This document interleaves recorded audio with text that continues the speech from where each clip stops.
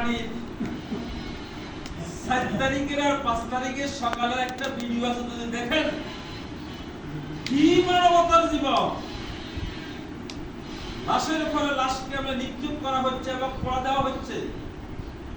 এত নির্যাতন নিষ্পেষণ, শত হাজার হাজার শাহাদাতের বিনিময়ে আজকের এই স্বাধীনতা, আমাদের কথা বলার যোগ্যতা অর্জন হয়েছে, ঠিক কিনা? এখানে আমরা কিছুই বলতে পারতাম না। এখানে গতকাল আমার এই ভাই একটা ঘটনা দিয়েছেন, মসজিদে আমি আশ্চর্য হয়ে গেছি। জামাত ইসলামের কর্মী সমাবেশের ঘোষণা চলছে মসজিদের ভিতরে। আলহামদুলিল্লাহ, আমাদের জবানের স্বাধীনতা আসছে।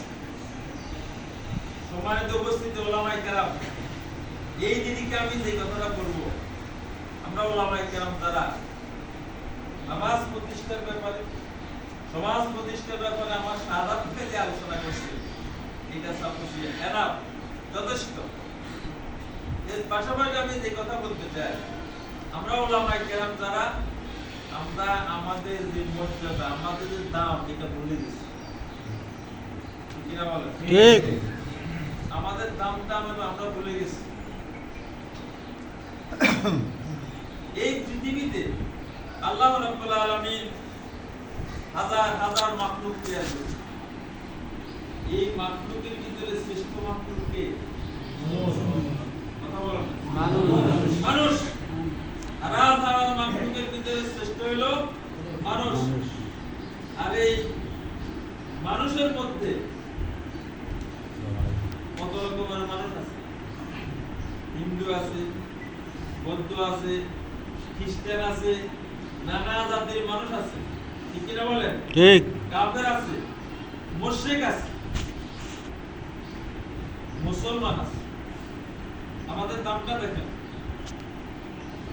আমরা হইলাম মুসলমান। মুসলমানদের ভিতরে আবার যারা ইমানি দায়িত্ব পালন করার মতো যোগ্যতা সম্পন্ন, মুসলমানদের ভিতরে আবার যারা দিন প্রতিষ্ঠার যোগ্যতা সম্পন্ন ব্যক্তি হিসেবে আল্লাহ কবুল করেছে, যারা উম্মত মুহাম্মাদী হওয়ার সুযোগ লাভ করেছে, আল্লাহ তাদেরকে বলছে কুনতুম খায়রা উম্মাহ, তোমরা হলে শ্রেষ্ঠ। সুবহানাল্লাহ বলেন। এটা কে বলছে? আমাদেরকে এই মর্যাদাটা দিয়েছেন কে?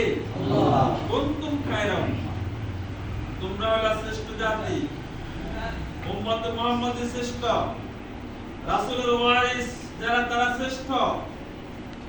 আর আমরা যে শ্রেষ্ঠ জাতি, এই কথাটা, এই মর্যাদাটা আমরা ভুলে গেছি। তারপরে আমরা তলবি বাহক হয়ে গেছি। মনে কষ্ট নেবেন না, আমরা তলবি বাহক হয়ে গেছি। আমরা মসজিদের মিম্বরে যখন বসি, সূরা তওবার 18 নম্বর আয়াতে ইমামদেরকে বলা হয়েছে, মসজিদের মিম্বরে যখন আমি বসবো, বললাম ইয়াকশা ইল্লাল্লাহ, আল্লাহ ছাড়া তখন আমি আর কাউকে ভয় করে কথা বলবো না। কিন্তু আমরা মসজিদে সেভাবে কথা বলতে পারি না।